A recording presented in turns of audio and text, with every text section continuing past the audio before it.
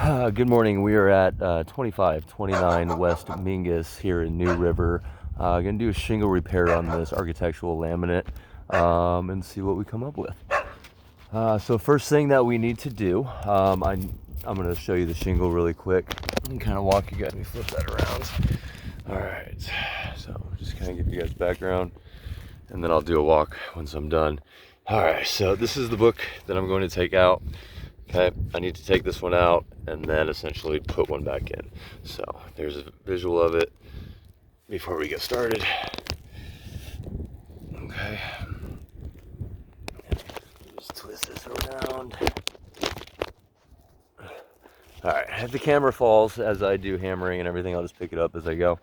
So first thing that we need to do, I need to delaminate this shingle. So once these get hot and sticky, they are sealed to the one below it. So that's the first thing that I need to do is take out the bottom and unseal it from there. So kind of get, these ones are already pretty loose, pretty easy. All right, so the bottom part is delaminated. The next thing I need to do is delaminate the top one. Okay, so I'm gonna do that now. This one's a little stuck. Okay, so keep in mind, by me doing this, I have already voided the manufacturer specs of these being delaminated and not stuck together. So we need to kind of just loosen these up a little bit. So there's the nail for the one that I'm taking out is directly above the one above it. So I need to get back there to do it. It's a little pop with these ones, kind of just break the seal a little bit. Without getting too aggressive with it. And you kind of see here before, just by the shingle, I've already got a little tear here just by trying to just take it out. And that's the one directly above the one I'm trying to take out. So I'll keep going here. Okay. All right. So now that I found it, I need to get the nail out. So the nail is all the way back there.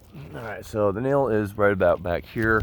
I need to get the nail out. Getting them out is one thing. It's pretty easy without going above a 45, without damaging the one above it most of the time. I can kind of just get in there and kind of twist it around. You kind of see my hand is in here. I can't get that nail out because it's stuck in the top one. So now I have to delaminate the next row just to pull the nail out. Okay. Those nails are also too short. We use 1¼ inch nails. This is a 1-inch nail. So that barely even penetrated the sheathing on these. All right, so got that one. And we got a couple more nails all the way in the back. Try not to lift this above a 45 so we don't get some creasing on the top one. More 1-inch nails here. So since these are stair-stepped, I also need to go on to the next book over just to get the one shingle out. So this one's got a nail in it right on the edge. There we go. All right, and then we gotta just keep going. Okay, and then this one's got it. Now keep in mind, I'm taking these nails out that are directly penetrating through the underlayment into the sheathing. That in it by itself is the main problem with the repair. Replacing shingles is more of an aesthetic thing. It's not a waterproofing component of the roof. So once I take the nails out, we can't put a fastener back into it because it won't seal correctly. So now we avoided the underlayment warranty by making a hole in it. Eventually water will start to seep through there, and we got nail holes all the way across it. So proper shingle repair includes changing out the underlayment as well. So there's no penetrations through the paper, through the decking. And so they overdrove most of these nails.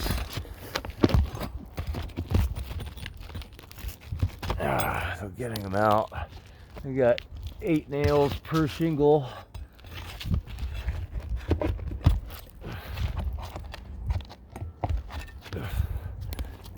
Kind of excessive.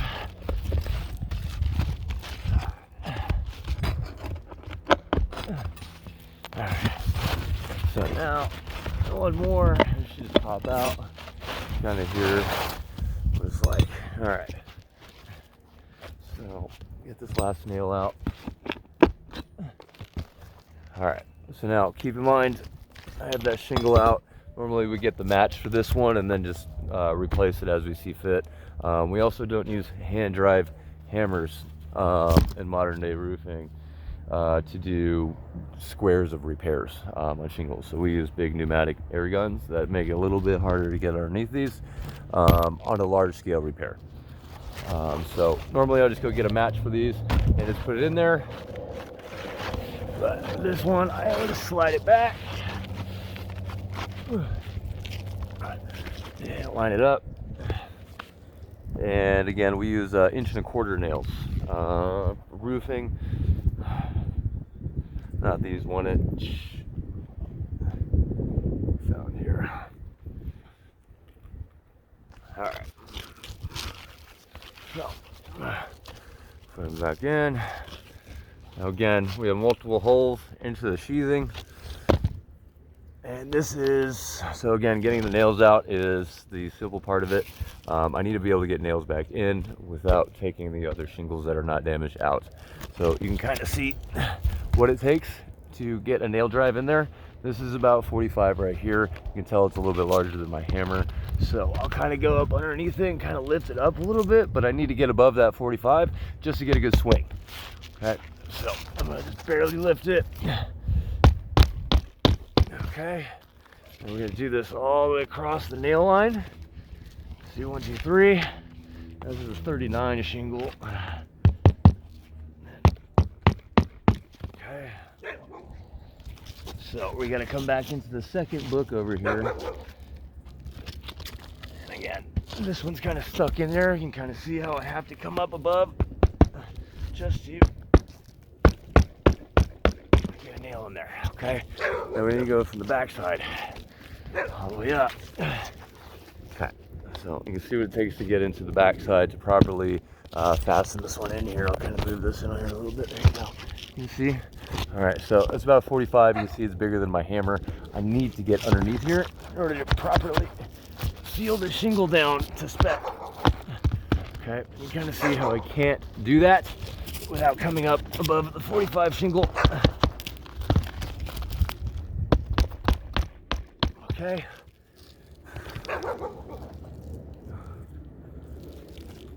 And one more up here.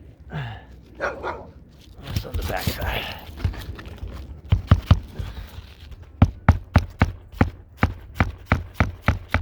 Okay. Got some good drives there. Alright, so now that we got it back in, again, I have just put the shingle back in. All I did was just hammer some nails back in and take them out. And I'll kind of show you guys the indirect curves when we're doing this. Alright, so again, this is the one that I took out. And you can kind of see, I'm sorry, this is the one above it. The one I took out. You can kind of see the indirect damage on these shingles above it are super brittle. So even just a little lift of these are going to start cracking and creasing across it. Those are indirect damage to the shingle itself. Again, from a roofing standpoint, we care about water mitigation. So we have holes from the fasteners directly into the sheathing through the underlayment because I had to remove those nails to replace them. Proper repair calls for a full underlayment replacement, so there's no penetrations into the roof. And this will get some closer ones. There you go. And I'll get some up close photos of these two. And there was that damaged spot. I think I showed you guys on the video. We're just barely lifting them up. So some of these teeth are coming loose right here. Yeah, I'll give you guys a walk around. Just the house.